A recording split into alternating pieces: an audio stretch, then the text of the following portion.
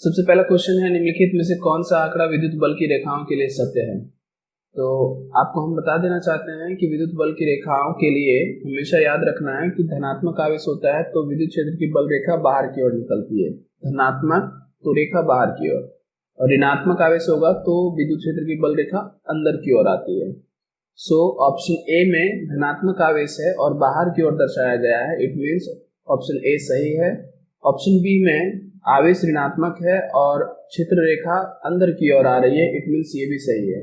तो option C में ए तथा बी दिया हुआ है, इसलिए हमें टिक लगाना है ऑप्शन सी पर। ओके, नेक्स्ट क्वेश्चन, निम्नलिखित में से कौन सा कूलाम बल का सूत्र होता है। तो कूलाम बल का सूत्र होता है option D, F equal to k Q1 Q2 by are square, जहाँ के कूलाम नियतांक है, Q1 Q2 आवेश है और R Q1 Q2 के बीच का दूरी है।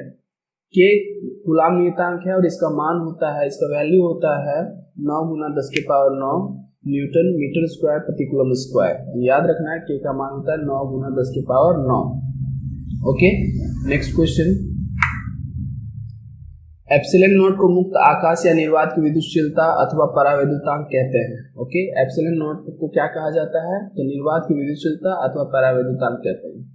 आगे पूछ रहा है कि एसआई मात्रक में एप्सिलॉन नॉट का मान क्या होता है। तो एसआई मात्रक में एप्सिलॉन नॉट का मान जो होता है ऑप्शन सी 8.85 गुना 10 के पावर -12 कूलाम स्क्वायर प्रति न्यूटन प्रति metre square. So option C सही है।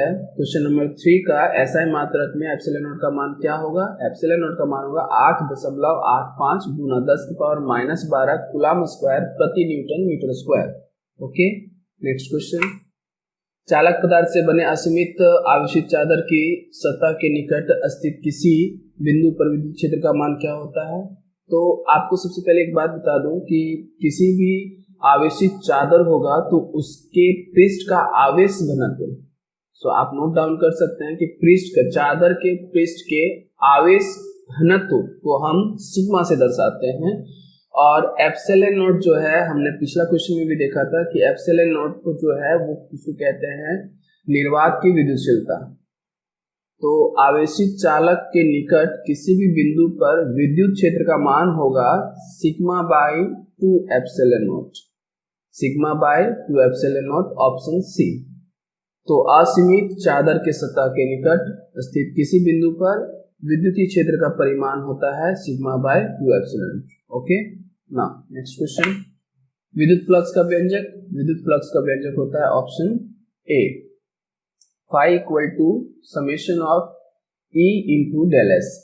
यहाँ ई विद्युत क्षेत्र को निरूपित कर रहा है जबकि डेल एस एक छोटे से क्षेत्रफल को दर्शा रहा है, या फिर वो गॉसियन पृष्ठ को दर्शाता है जिसके लिए हम फ्लक्स निकालना चाहते हैं। सो आपको सिंपली याद रखना है कि flux equal to summation of E into del S. E विद्युत क्षेत्र है और डेल एस एक छोटे से क्षेत्रफल को दर्शाता है। ओके, नेक्स्ट क्वेश्चन, दो प्रोटॉन्स के मध्य दूरी 1.6 गुना 10 के पावर -5 मीटर है, इनके मध्य लगने वाला कूलाम बल की गणना करें। तो कूलाम बल अगर निकालना है तो उसके लिए हमें सूत्र लगाना पड़ेगा F equal to k Q1 Q2 by are square. यहाँ के का वैल्यू हमेशा निश्चित होता है, फिक्स होता है 9 गुना 10 के पावर 9। Q1 और Q2 का परिमाण जो लेना है वो दोनों प्रोटॉन्स के परिमाण के बराबर होगा, यानी कि Q1 और Q2 का मान जो लेना है वो लेना है 1.9 गुना 10 के पावर -19 कूलाम। Q1 की जगह पर भी 1.9 गुना 10 के पावर -19 कूलाम और Q2 की जगह पर भी 1.9 into 10 to power -19 coulomb. Okay, और R का मान लेना है 1.6 into 10 to power -5 metre. Okay, तो जब हम इन सब वैल्यू को उस इक्वेशन में पुट करेंगे तो हमें F का मान पता चलेगा ऑप्शन ए, यानी 3.6 इंटू 10 टू पावर 2 न्यूटन, या फिर हम कह सकते हैं 360 न्यूटन। ओके, नेक्स्ट क्वेश्चन, जब कांच की छड़ को रेशम के कपड़े से रगड़ा जाता है तो कांच की छड़ पर कौन सा आवेश उत्पन्न होता है। तो जब कांच की छड़ को रेशम के कपड़े पर रगड़ा जाएगा तो कांच की छड़ पर हमेशा धनात्मक। Okay friends, so question number 7 का आंसर होगा, यहाँ कांच की छड़ पर पूछ रहा है तो ऑप्शन ए सही होगा।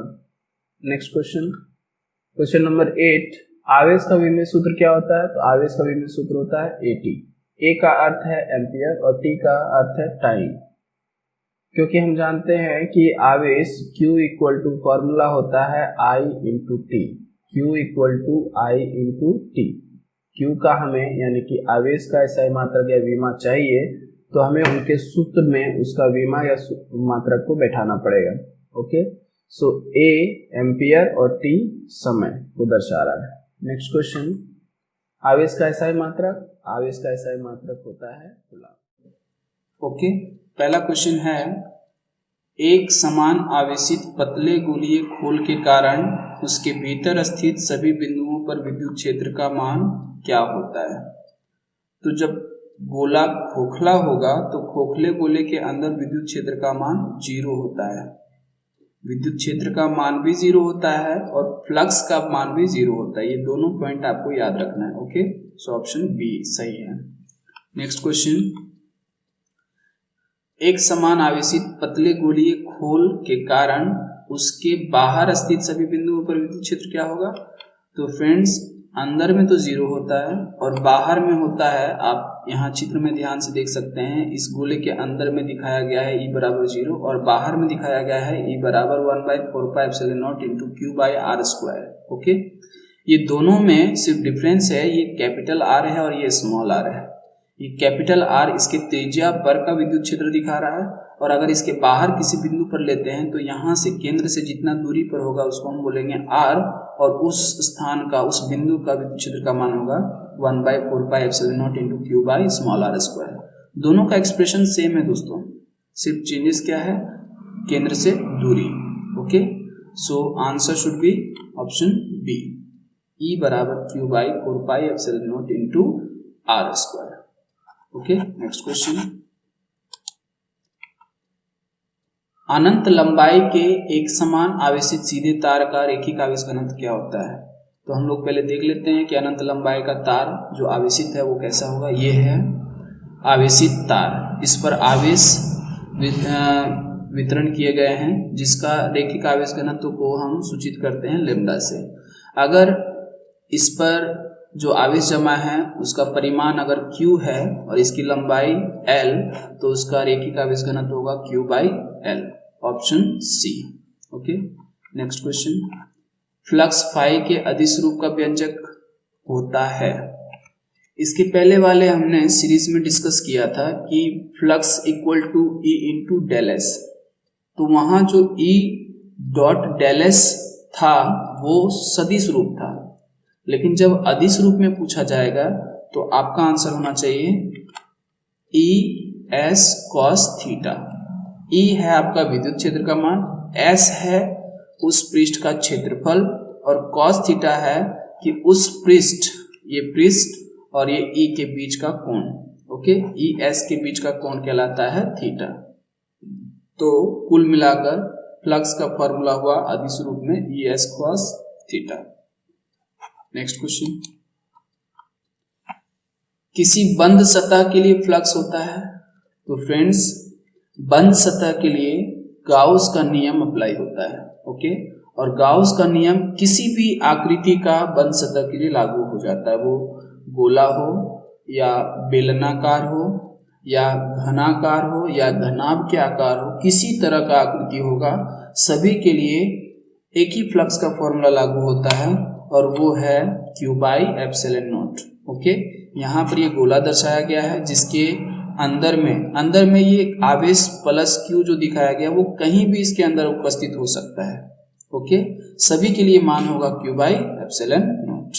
ओके, नेक्स्ट क्वेश्चन, अनंत लंबाई के एक समान आवेशित सीधे तार के कारण विद्युत क्षेत्र होता है। तो फ्रेंड्स, ये जो आपको चित्र में पहले दिखाया था, इससे r दूरी पर ये जो दिखाया गया है ये डॉटेड लाइन, इसको बोलते हैं गाउसीय पृष्ठ। ओके, और इस गाउसीय पृष्ठ से गुजरने वाला जो फ्लक्स होता है वो उसका मान हमें बताना है और यहाँ पर विद्युत क्षेत्र होगा इसके लिए E equal to lambda by 2πε0 into r। ये लैम्डा क्या है, लैम्डा है रैखिक आवेश घनत्व। एप्सिलॉन नॉट का मान होता है 8.85 गुना 10⁻⁻⁻⁻। 12। ओके, और आर होगा इसका त्रिज्या दिया हुआ रहेगा आपको। Okay, next question. अनंत लंबाई के एक समान आवेशित सीधे तार का रेखिक आवेश घनत्व ऋणात्मक हो तो तार पर विद्युत क्षेत्र का दिशा क्या होगा? तो हमने पहले भी देखा है कि प्लस के लिए विद्युत क्षेत्र की रेखा का दिशा बाहर की ओर अथवा बहिर्मुखी, लेकिन यहाँ तो हमें सवाल में पूछा गया है ऋणात्मक के लिए, तो उसके लिए अंदर की ओर होगा, यानी कि अंतर्मुखी, ऑप्शन बी। ओके, आपको ये हमेशा याद रखना है कि माइनस के लिए दिशा विद्युत क्षेत्र का अंदर की ओर होगा। Okay, next question. किसी एक समान आवेशित ठोस गोले के कारण विद्युत क्षेत्र का ग्राफ कैसा होता है? यहाँ ध्यान दीजिए, ठोस गोले, उसके लिए जो ग्राफ होता है वो ये ग्राफ होता है। ओके, यहाँ पर ठोस गोले के अंदर विद्युत क्षेत्र का मान 0 नहीं होता है। ओके, जबकि खोखले गोले के लिए 0 था। और बाहर में जो फॉर्मूला उसके लिए था वही फॉर्मूला इसके लिए भी लागू होगा, 1/4 pi epsilon naught into Q by are square. Okay, ये ग्राफ है ठोस गोले के कारण विद्युत क्षेत्र का मान। नेक्स्ट क्वेश्चन, ये क्वेश्चन जो है किसी एक समान आवेशित खोखले गोले के कारण विद्युत क्षेत्र का ग्राफ, तो ये खोखले गोले के लिए, और खोखले गोले के लिए ग्राफ होता है ये। हमने पहले भी देखा है कि खोखले गोले के अंदर जो ई का मान 0 होता है और उसके बाद उसके पृष्ठ से जो विद्युत क्षेत्र का मान होता है वो होता है 1/4 pi epsilon naught into Q by are square, और उससे जैसे जैसे दूर जाएंगे वैसे वैसे इसका फॉर्मूला होगा 1/4 pi epsilon naught into Q by are square. ये छोटी आर जो है वो गोला के केंद्र से उसकी दूरी है। ओके, सो नेक्स्ट क्वेश्चन, विद्युत द्विध्रुव पर कुल आवेश का मान कितना होता है? यहाँ ध्यान से देखो, कुल आवेश की अगर बात करें तो Q और माइनस Q, जब दोनों को जोड़ेंगे तो मान आएगा 0। तो विद्युत द्विध्रुव पर कुल आवेश का मान होता है 0। नेक्स्ट क्वेश्चन, विद्युत द्विध्रुव का दिशा किधर से किधर होता है? आप इस चित्र में देखो और पता करो कि दिशा किधर से किधर है। दिशा -Q से +Q की ओर है, यानी कि ऑप्शन ए। द्विध्रुव का दिशा होता है -Q से +Q की ओर। नेक्स्ट क्वेश्चन, द्विध्रुव का व्यंजक होता है 2QL। ओके, नेक्स्ट क्वेश्चन, विद्युत द्विध्रुव के अक्ष पर स्थित किसी बिंदु के लिए विद्युत क्षेत्र का व्यंजक क्या होता है? तो ये है विद्युत द्विध्रुव जिस पर कि सिस्टम में -Q और +Q है, इनके बीच का पृथक्कन जो है वो है 2L, और यहाँ से इसके अक्ष पर इस बिंदु P पर विद्युत क्षेत्र का मान कितना होगा?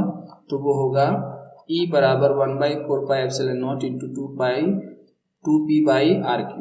ओके, तो ये इस बिंदु पर का विद्युत क्षेत्र का मान है, आपको याद रखना है। ये P क्या है? ये P है आपका विद्युत द्विध्रुव का मान जिसका परिमाण होता है 2QL। ओके, नेक्स्ट, विद्युत द्विध्रुव के विषुवतीय तल पर स्थित बिंदुओं के लिए विद्युत क्षेत्र का व्यंजक। तो फ्रेंड, ये जो है जब ऐसे सीधे चले जाते हैं तो अक्ष बोलते हैं और इसे कहते हैं विषुवतीय तल। और विषुवतीय तल के इस बिंदु पर अगर विद्युत क्षेत्र का मान पूछा जाए तो वो होता है E बराबर 1/4 pi epsilon naught into P by RQ। पहले वाले के लिए, अक्ष वाले के लिए ये अक्ष का है और ये है विषुवतीय तल का। दोनों में डिफरेंस क्या है? डिफरेंस सिर्फ इतना है कि ये 2P है और ये P है। ओके, तो विषुवतीय तल पर द्विध्रुव के कारण विद्युत क्षेत्र का मान होगा 1/4 pi epsilon naught into P by RQ। ये बहुत इंपॉर्टेंट है ये दोनों क्वेश्चन, इसलिए याद रखना है आपको। लास्ट क्वेश्चन, विद्युत द्विध्रुव का विमा क्या होता है? द्विध्रुव का विमा होता है LTA। ओके।